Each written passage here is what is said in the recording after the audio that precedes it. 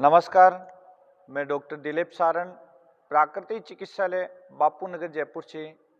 आज मैं पेट की एक ऐसी समस्या है जिसको देसी भाषा में पेट फूलना, गैस बनना या खाना खाने के बाद में बार बार फ्रेश होना, टॉयलेट जाना, जिसको आईबीएस भी कह सकते हैं। इसकी आजकल बहुत सारे साधक जो हैं इनमें इस प्रकार की प्रॉब्लम हो रही है, क्योंकि आहार जो है, आहार और विहार दोनों में ही गड़बड़ चल रहा है। आहार जो है सही तरीके से आपकी दिनचर्या सही नहीं होने के कारण से आपकी डाइजेशन जो है, इनडाइजेशन की प्रॉब्लम लंबे समय तक रहती है। तो आपकी पेट जो है, आंतें जो है अंदर धीरे धीरे वर्क करना कम कर देती है। आंतों को गति बढ़ाने के लिए हमारे यहाँ प्राकृतिक चिकित्सालय में चिकित्सा दी जाती है। चिकित्सा के साथ में योग और प्राणायाम और आहार बहुत ही जरूरी है। आहार में क्या आहार लेना चाहिए? आहार में सबसे पहले आपको सात्विक आहार का प्रयोग करना चाहिए, जिसमें सात्विक आहार का मतलब आपके आंतों को ज़्यादा ताकत नहीं लगाने पड़े, आराम से पच जाती हैं। जिस प्रकार सात्विक आहार जैसे टिंडा है, परवल है, पत्ता गोभी है, इस टाइप की आपको सब्जी लेनी चाहिए। उसमें जीरो ऑयल फूड और सफ़ेद नमक और तेल का बिल्कुल नाम मात्र में डालना है, वो डालना ही नहीं है। उबली हुई सब्जी और आपको जो रोटी है, कई बार गेहूं को पचा नहीं पा सकते हैं, इसलिए जौ है, मक्का है, बाजरा है, इनका मिक्स अनाज करके, जिसको बेजड़ भी कह सकते हैं, या मल्टीग्रेन आटा होता है, उसकी रोटी खानी चाहिए।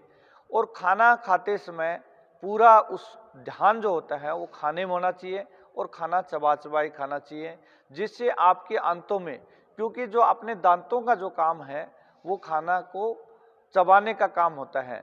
अपन टीवी देख रहे हैं, दांतों का काम प्रॉपर नहीं करा रहे हैं, उसके कारण से आंतों में जाके कहीं न कहीं अवरुद्ध पैदा होते हैं और आंतें गड़बड़ हो जाती है, पेट फूलना शुरू हो जाता है।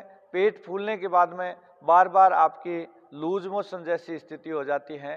तो आंतों को ठीक करने के लिए जो है ये एक प्राकृतिक चिकित्सा, यदि प्राकृतिक चिकित्सा सही तरीके से ले रहे हैं, उससे पहले आपको व्यवहार और आहार जो है उसको दोनों को चेंज करना पड़ेगा। आहार यदि चेंज कर लेते हैं तो उसमें काफ़ी परिवर्तन आ जाते हैं। और प्राकृतिक चिकित्सा में आईबीएस के लिए जैसे आंतों का सूजन होते हैं, तो पेट पर हम लोग गर्म और ठंडा सेक करते हैं। एक थैली होती है, उससे गर्म 3 मिनट, 2 मिनट ठंडा, इस प्रकार 15 मिनट का गर्म और ठंडा पेट पर सेक दिया जाता है। उसके बाद में मिट्टी का जो प्रयोग करते हैं, मिट्टी की पट्टी करीबन 30 मिनट मिट्टी का पट्टी लगाते हैं। यदि 30 मिनट मिट्टी की पट्टी रहती है तो आपकी पेट की जो अंदर की गर्मी है उसको अब्जॉर्ब करने में काम करती है। पेट को आंतों में सूजन हो जाती है, उस सूजन को कम करने के लिए मिट्टी की पट्टी का प्रयोग करते हैं। और ठंडा कटी स्नान या गर्म और ठंडा दोनों कटी स्नान आईबीएस वालों के लिए बहुत ही बढ़िया क्रिया है। तो ये तो प्राकृतिक चिकित्सा होगी। हार के बारे में कुछ बताया मैंने, इस प्रकार लेना है। आप यदि दही या छाछ लेते हैं तो उसमें इसबगोल डाल करके दही या छाछ ले सकते हैं, तो उससे भी जानते हैं। या आपको ज़्यादा लूज मोशन है तो आप केला डालकर ले लीजिए। खाना आप एकदम सात्विक खाने का प्रयोग करें और खाना खाने के बाद में थोड़ा सा वज्रासन में जरूर बैठें। वज्रासन कौन सा होता है मैं करके बता देता हूँ। खाना खाने के बाद में जैसे मोहम्मदन भाई नवाज पढ़ते हैं, इस आसन में वज्रासन में जरूर बैठें। तो खाना खाने के बाद में यदि वज्रासन में बैठते हैं तो आपके आंतों को मजबूत करने में और आंतों में आपके जो गैस्ट्राइटिस प्रॉब्लम हो जाते हैं, गैस्ट्रिक ट्रबल को कम करने में, क्योंकि आंतें जब काम नहीं करती है तो आपका पेट फूल जाता है, पेट साफ नहीं होता है, बार बार आपको टॉयलेट जाना पड़ता है। इन सारी चीज़ों से दूर करने के लिए ये सारी समस्या होती है। तो कपालभाति आपको बहुत धीरे धीरे करनी है, ज़्यादा समय आपको कपालभाति नहीं करनी है। सबसे पहले आपको अनुलोम विलोम प्राणायाम बहुत ही अच्छी तरीके से सहजता से करना है। अनुलोम विलोम प्राणायाम करने का अभ्यास जो है मैं बता देता हूँ। जैसे राइट नासिका से श्वास को अंदर लिया,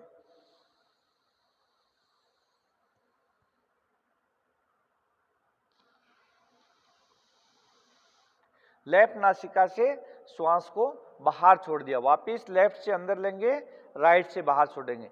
श्वास का पूरा ध्यान ये रखना है कि 10 सेकंड श्वास लेने में लगाना है, 10 सेकंड ही श्वास को छोड़ने में लगाना है। ये अनुलोम विलोम प्राणायाम जो है ये आईबीएस वालों के लिए बहुत ही फायदा करते हैं। दूसरी है चंद्रभेदी प्राणायाम। चंद्रभेदी प्राणायाम कौन सा है? लेफ्ट नासिका से श्वास को अंदर लेना है, राइट से बाहर की ओर छोड़ना है। जैसे ये राइट हाथ है, ये लेफ्ट है, आप देखिए लेफ्ट नासिका से श्वास को अंदर, थोड़ा सा रोकने का अभ्यास करें, उसके बाद में राइट नासिका से श्वास को बाहर निकालें, वापिस लेफ्ट से लीजिए,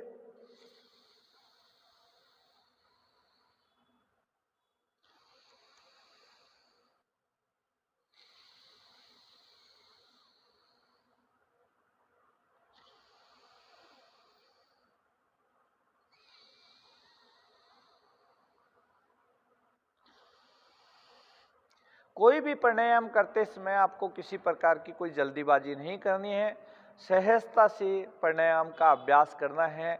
इसके अलावा शीतली और शीतकारी प्राणायाम का अभ्यास भी करेंगे जो अंदर आंतों को ठंडक पहुंचाएंगे। अब शीतली और शीतकारी प्राणायाम जो है, शीतली प्राणायाम आप सी की आवाज के स्वाद में आपको श्वास लेना है। जैसे आपको जीभ को गोलाकार किया,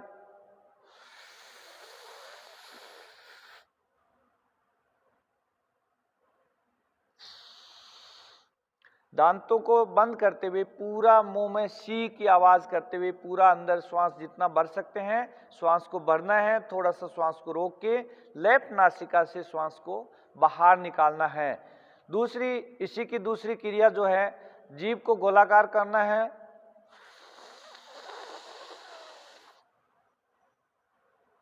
श्वास को रोकना है, लेफ्ट नासिका से श्वास को बाहर निकालना है। ये प्राणायाम आपके लिए बहुत ही फायदेमंद करेगा। दूसरा, जिसको कमर में दर्द नहीं है वो मंडूकासन का अभ्यास भी कर सकते हैं। मंडूकासन डायबिटीज वालों के लिए बहुत बढ़िया होता है। मंडूकासन जैसे ये नाभि के दाएं बाएं रखना है, नाभि से दाएं बाएं रखते हुए धीरे धीरे श्वासों को छोड़ते हुए नीचे की ओर जाना है। इस आईबीएस वाले इससे ज़्यादा आगे नहीं बैंड करें, धीरे धीरे। जिनको आंतों में ज़्यादा सूजन है तो वह हाथों से ऐसे मंडूकासन का अभ्यास, जैसे दोनों नाभि के दाएं बाएं रखेंगे, मुट्ठियां बंद करेंगे और सहजता से श्वास छोड़ते हुए आगे सहजता से बैंड करें। यहाँ तक ही बैंड करेंगे, ज़्यादा बैंड नहीं करेंगे क्योंकि आंतें वैसे ही कमज़ोर हैं। तो आंतों के लिए ज़्यादा पूरा दबाव नहीं देना है, श्वास भरते हुए ऊपर लेना है। कोई भी क्रिया करें श्वासों के साथ करें।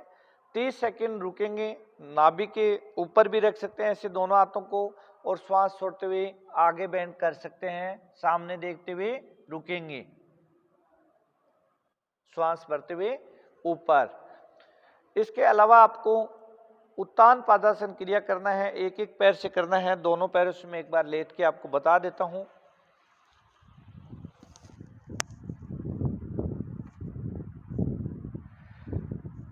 पहले श्वास भरते हुए एक एक पैर को उठाना है, जितना उठा सकते हैं। श्वास 10 सेकंड रोकना है, पंजे को बाहर की खींच के और रखें, श्वास छोड़ते हुए नीचे। अपोजिट उठाइए, श्वास भरते हुए पंजे को बाहर की ओर खींचते हुए श्वास छोड़ते हुए नीचे। दूसरी क्रिया में उत्तान पादासन, दोनों पैरों को मात्र 1 फीट ऊपर उठाइए और रोक के रखिए। अपने मन में कम से कम 10 गिने, 10 तक आपको रोकना है और श्वास छोड़ते हुए धीरे धीरे नीचे ले जाना है। फिर से श्वास भरते हुए थोड़ा सा ज़्यादा उठाइए, रोकिए, यहाँ तक रोकने का अभ्यास करेंगे और श्वास छोड़ते हुए नीचे ले जाएं। ये 2 आसन लेट के का अभ्यास आपको करना है। भुजंग आसन में दोनों हाथों को इसमें यहां तक का भाग उठाएंगे, नाभि तक का, श्वास छोड़ते हुए नीचे। और एक धनुरासन यदि कर सकते हैं तो धीरे धीरे करिए, ज्यादा ताकत के साथ नहीं करेंगे। धनुरासन का भी अभ्यास रिलैक्स। आईबीएस वालों के लिए ज़्यादा अभ्यास नहीं करेंगे, धीरे धीरे ये अभ्यास करते हुए आगे आगे धीरे धीरे बढ़ाते हुए, क्योंकि अंतों को मजबूत करने के लिए धीरे धीरे अभ्यास करना है। तो आज के लिए इतना ही। यूट्यूब अच्छा लगे तो सब्सक्राइब, शेयर व कमेंट्स करके बताइए। धन्यवाद।